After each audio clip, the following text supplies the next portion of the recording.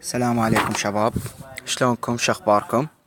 طبعا شباب شرحت لكم على هذا البرنامج سابقا اللي تقدرون تربحون من عنده كارتات جوجل بلاي او ايتونز او امازون. اليوم اشوفكم اثبات الدفع من البرنامج وشلون اني قدرت اربح $10 من خلاله. ندخل للبرنامج. طبعا اول ما تدخل للبرنامج ندخل على باي اوت. بعد ما تدخل على باي اوت راح يطلع لك مجموعة الكارتات اللي تريدها، تختار واحدة. انا بالنسبة لي اختاريت كارت جوجل بلاي. كارت جوجل بلاي سعرها $12. طبعا انا جمعت من البرنامج $12 وطلبت الكارت. بعد ما طلبتها انتظرت من يوم الى 3 ايام كحد اقصى. انا انتظرت يوم ونص ويقول لي باي اوت كومبليتد، يعني شنو؟ حصلت على الكود. تدخل هنايا تلقى كود الكارت اللي حصلت عليها. طبعا هذا الكود تروح للسوق بلاي وتدخل هذا الكود وتحصل على الرصيد. وكما تلاحظون قدامكم هذا رصيدي بالسوق بلاي، دخلت وحصلت على $10. اللي يريد البرنامج واللي يريد يحصل كارتات ويستخدمها راح اخلي رابط التطبيق بالوصف او الشرح. وطبعا اول ما تسجل بالتطبيق راح يطلب من عندك كود. هذا الكود اللي راح تدخلوه.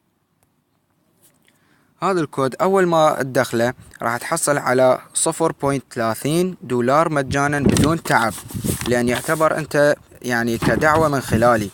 وطريقة عمل البرنامج راح أشوفكم شلون. ندخل للبرنامج. أول ما تدخل للبرنامج راح تفتح لك هاي الواجهة. هاي الواجهة هي عبارة عن عروض وإعلانات أو طلبات من خلال البرنامج. العروض هي شنو؟ مثلا نلقى هنا مكتوب كلاش اوف كينجز، جواها مكتوب انستليشن ريورد ايش قد $0.05. ويقول جواها يقول لك داونلود اند بلاي، يعني نزلها والعب، يعني تنزلها وتلعب شوية راح تحصل على $0.05، يعني كرصيد راح ينضاف للرصيد مالتك. وهكذا بالنسبة للبقية، يعني هاي الجواها هاي مكتوب سوبر سباي كاميرا، نفس الحالة يقول لك نصبها وشغلها وتحصل على نفس الرصيد. وهكذا لبقية الإعلانات. وطبعا بها بعد عروض هواية، يعني هاي مثلا هنا يقول لي نصب هذا التطبيق وتحصل على $7. أو هاي كومة بها، يعني هواية بها من العروض تقدرون تربحون من خلالها.